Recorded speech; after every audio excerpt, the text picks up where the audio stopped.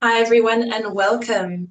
It's Nicolette Long, and I'm the founder of Cosmic Soul Sanctuary, and welcome to our channel. Today is our first shared inquiry discussion around consciousness and exploring spirituality in everyday life.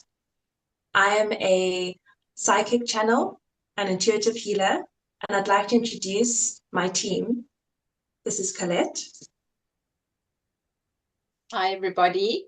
My company name is Love, Life and Positive Vibes, and I am a psychic medium as well as a cosmic dancer. And who shall we go to next? Let's go to Lisa. Hello, everybody. I'm Liza King. I have been working in energy calibration and various other businesses for 10 years, and I've been part of Cosmic Soul for I don't know how long. I can't even count. Rachel. Hi, I'm Rachael at Elfstar Oracle .co.uk. I've been working in energy transmutation, energy healing for I'm not sure how many years, but lots of years, at least 10. Wow.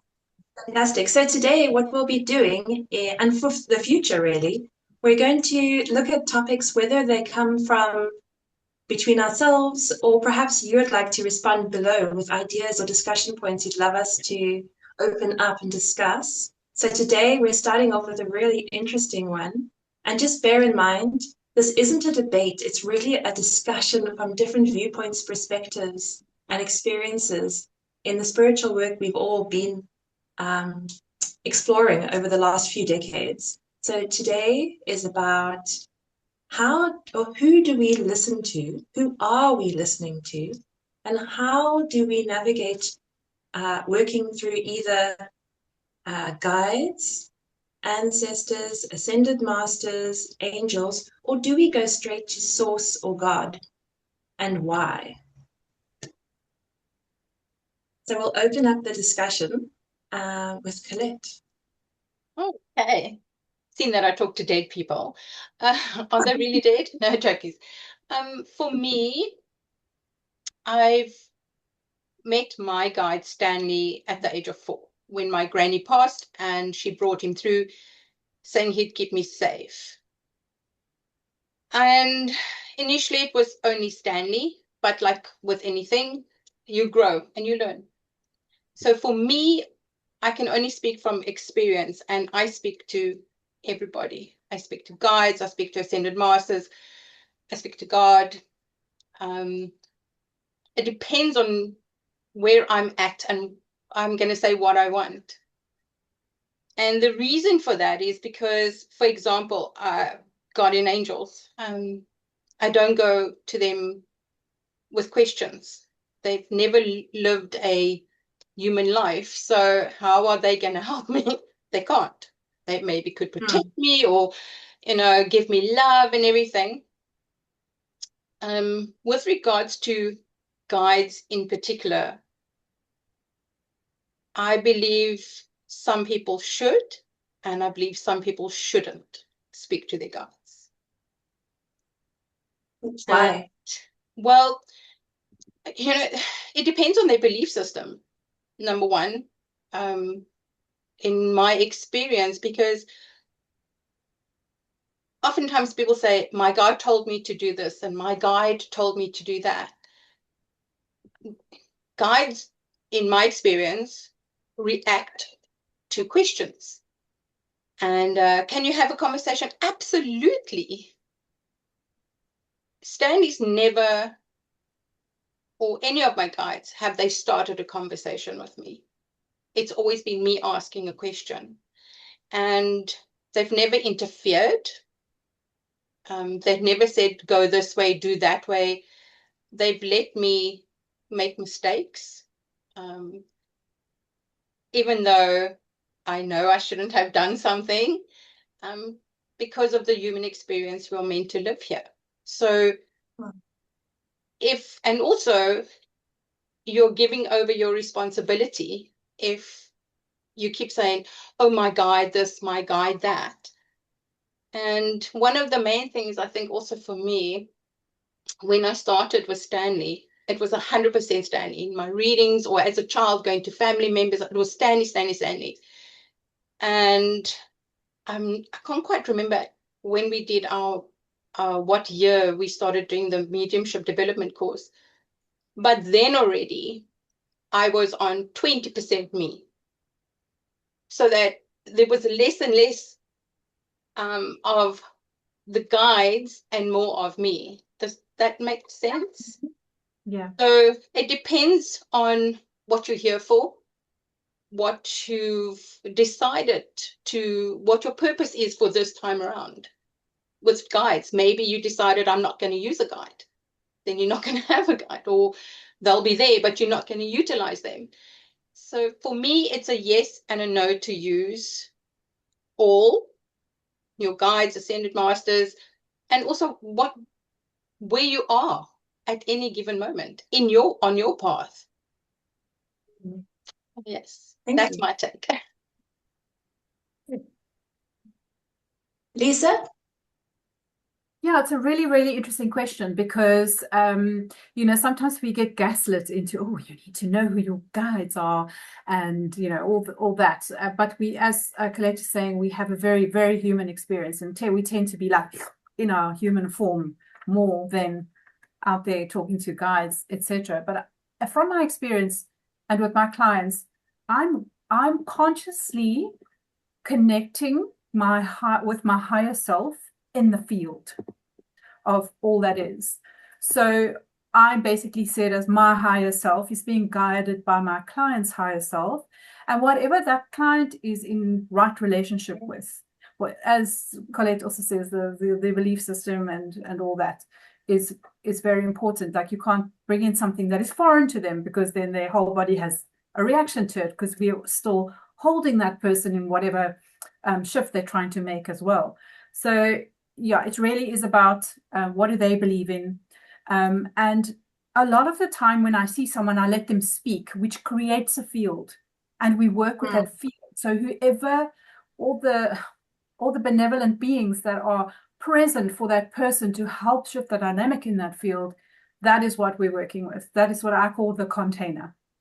So each person, the container will feel very, very different. And most of the time, I want my client to walk away feeling empowered and sovereign, because in the end, they're the ones having their lived experience. Like Collette says, our guides and so on. And that's been my feeling. So thank you for putting it into words, Collette, that our guides don't have a lived human experience. They are here to observe and to guide when we ask for it. So pulling it back to the client's body is really important to me. So let the body make the calibrations, as they're lying there on the table or through a distance balance, so that they remain in control, and also they are empowered to know that they can do that themselves when they leave. The power is not with me. It's not with the guides that I bring in. It's their whole system that's doing the work. So I know it's a big mouthful, but that's, yeah. Nicola. Yeah, for me, I think also the projections of working with guides, especially with clients who are not necessarily at the point we as practitioners could be, they immediately latch on to the projection and the alter experience of who they could be with these amazing guides, and they almost distract from their own growth because they are projecting outside their body, and to a degree fantasizing to a degree. Whereas what you're saying, Lisa, I really liked, because it's about taking away the distraction at that point in the growth, and actually saying, okay, it's really about my process. And for me, the simplicity of going straight to higher self and source or God creates like quite a clear channel in order to work, but not taking away those layers and dimensions that we can traverse through in sort of a shamanic way, understanding that they're just different frequencies, but not necessarily the same as pure alignment with source. Yeah. What do you think, Rachael? Yeah, these days, like, I mostly align to source, like, directly. Like, I sort of connect at least once a day to source, and yeah, but I can also connect with other beings. But I think what's really important is that there are some like beings who can pretend they're light, but they're not. So you have to check that. You have to feel into it. How does the energy feel? And then like you can also ask like 3 times the same question, like, are you Mother Mary, for example? Like, and you have to listen for the answer, like, is it yes each time? Like the third time you can sort of have a hesitation and they might say no or whatever, so you need to send them on their way. So yeah, I think checking into that for sure is like really important. Because they can like feed you all kinds of like if you connect with somebody who's not like 100% light or whatever. Well, they don't necessarily need to be 100% light, but if they're pretending to be someone else, then they can tell you all kinds of things. So yeah, and I think you also need to like check your guides as well, like because you can get imposter guides apparently, that pretend to be like working for your highest and best good. So yeah, you can send them on their way if they are pretending to be, your guides and they're actually trying to sabotage your life, for example. Yeah, what else did I want to say about that? Yeah. Yeah, I think you can also like for me, like you can also, actually because you get different guides at different times of your life as well. Like if you're going through a certain phase in your life and you need certain things like tools or whatever, like you can get new guides that step in to help you with those, or you can even request new guides for that too, which can be really helpful because they have, the sort of, yeah, they have the tools that you need, or they can help you with those things that you need.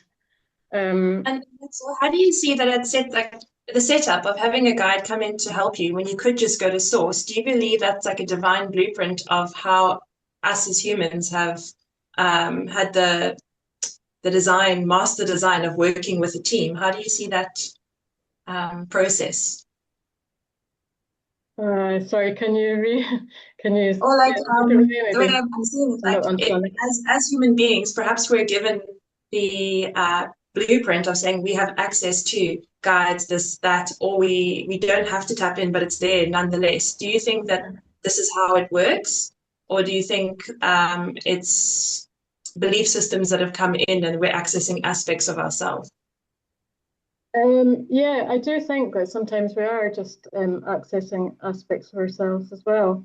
And that sometimes our guides are actually us in a different form that have like other, yeah, like I've sort of found that sometimes my guides are actually me, but in a different form that have other, like, yeah, that have other knowledge that I maybe don't have. But yeah, you're right. We could just go directly to source and ask for maybe downloads or something of, like things that we need in that time or Although my guides have taught me so much healing that I haven't received from source, the amount of activations and healing that have been taught is phenomenal. So, that's something I haven't received any other way. And talking to ancestors or past over beings of other people, the knowledge they bring about someone's life, I couldn't know. Yeah, Lise? I was just going to say that sometimes the guidance doesn't, like if I was working with a client during a session, the guidance doesn't always arrive in that session. It will arrive later on when I'm in a space to receive that message clearly. So, sessions are like an hour long, and then maybe even for 7 days afterwards, I'll be getting little hints and little things of what's calibrating for them in downloads. So, and then also, sometimes when I just haven't been connected at all, and then suddenly I will have a 3 a.m. wake up and I'll get a knock knock, and then this council that want to talk to me. But it's because I'm asking, what do you want? And just specifically this council that I don't know how it looks for anybody else, but they are all business. And I'm Mrs. Jokerassi, and I joke for everything. And they are like serious, like don't mess around. Like this is, and I had one specific case where they showed me how my husband's ailment that he has, how it presented, where it came from in his life, how it looks, where it's stored, how it will be released. It's not my story, it's his story. Yeah, so it's all very interesting, the information and downloads that we do get, and it's sometimes at the weirdest times, really. Yeah. It's not always in a session. Yeah. For me, I don't have my paintings up. I've got my spirals up at the moment, but there's one of my guides, Edith. She's a future me. So that has been interesting. And the only thing is with the questions asked, she says, well, we'll talk about that later. We'll talk about that later. So I was like, okay, I'm the queen of questions for myself, not asking other people. However, with regards to Earth, from my discussions with some of my guides, it is, we come here. This is the only place, or as humans, that we can be spiritual, because when we're in soul form, we don't need to be spiritual. So when we come here, in order to experience this human life and experience emotions and on all the spectrums, from the good to the fugly, you come here, and so the guy, we are born with a history from our parents. And so, for example, my dad in this lifetime was German, and so he came with a history of World War III, even though he was a child, and what he lived through and how he treated people. And so, and also and he didn't believe in going to church or anything. He believed there's something. He didn't name it God. There's something. That was his path. And because of his path of what I wanted to do here in this lifetime, and I went to a lot of different churches, and every church said, you speak to me, the priest, and it didn't sit right. So for a lot of people, it would then go to the guardian angel, because that's in the Bible. That's in all of the scriptures or religions. There's some sort of angel. And so the belief system on this planet it's moving along really swiftly now. And so it made it more accessible, or you didn't feel maybe as guilty or whatever as a human being at certain times in history and your history to speak to your guide instead of going direct to source. It's becoming more comfortable to do that now, and more people, especially as they're coming into the Christ consciousness or the Buddha consciousness, whatever consciousness you'd like to call it.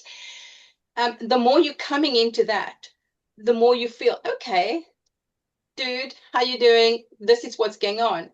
Because it's still stigmatized if God speaks to you. You are still stigmatized as you're crazy.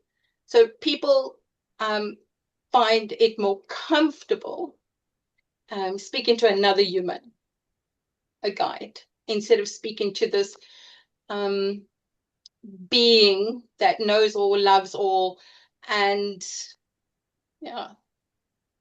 But how does one discern what's a projection and what's a guide? Because I think about Jungian thoughts and about archetypes and how we break up parts of our personality, not quite to a schizophrenic or schizoaffective way, but there's quite a thin line. And maybe it's even positive if we can contain different aspects and connect into our wisdom, connect into the inner child, and maybe that can go as far as connecting into our inner magician. Absolutely. So yeah, and we actually know more than we think we do. So what could become wise information might just be our higher self. But at the same time, I argue also that there are different guides that are not, there's both. I think there's this super both, right? Well, if you think about it, if what we believe or know is everything and everyone is connected because we're all energetic beings, then I'm you, you and me.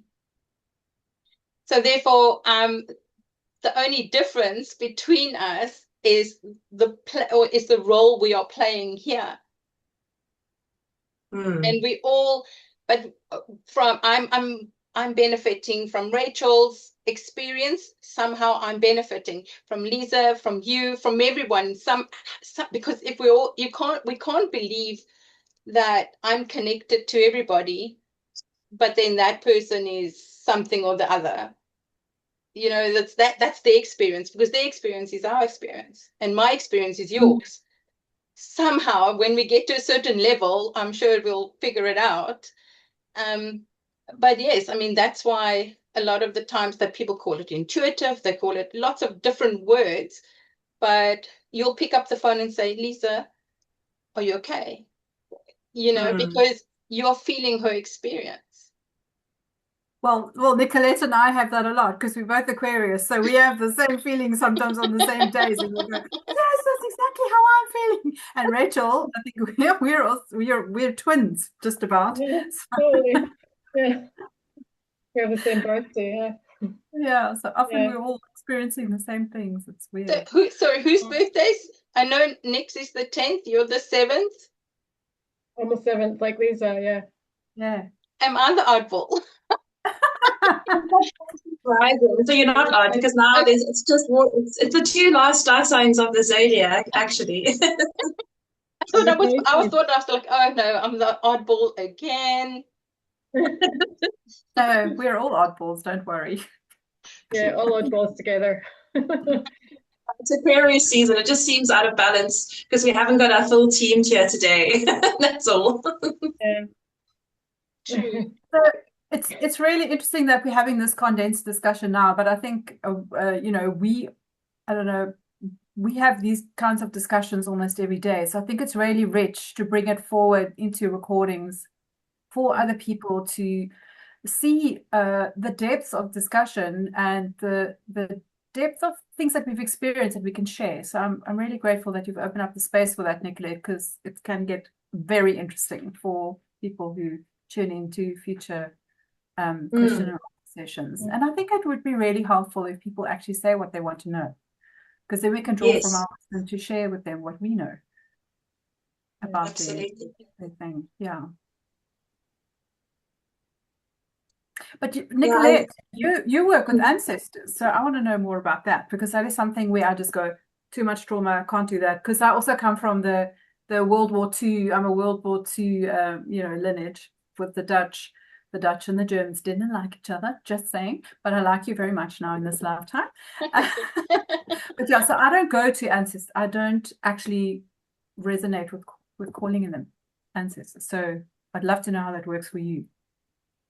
Well, it's quite interesting because it's something I didn't take to immediately. I've always been shamanically minded, but really preferring cosmic energies for a large part of my life, and then working towards passed over beings. And throughout the last 20 years, I keep getting called into different traditions without officially immersing. So, you know, I've had a lot of experiences with other practitioners in the South African Sangoma tradition, as well as I've done some Native American ceremonies, and more recently I've done the Maniaci initiations, and that was really quite a turning point.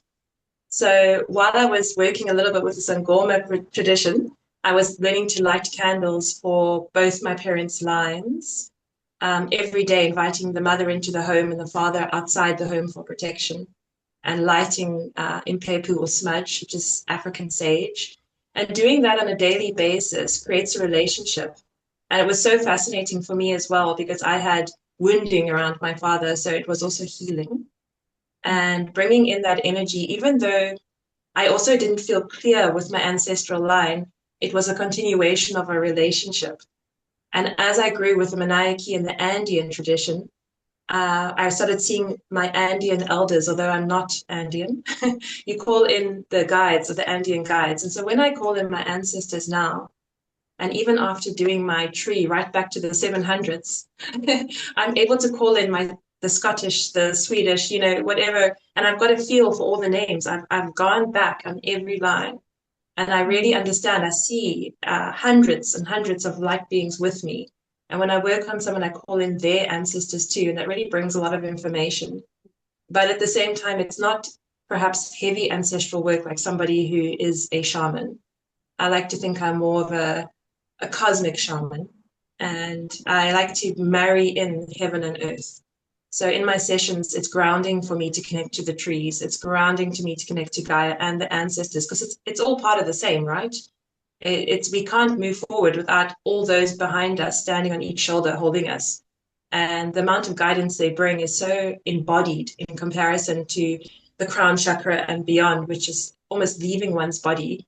So there's this real guidance in your life when we do connect in there, which I find so valuable. Yeah.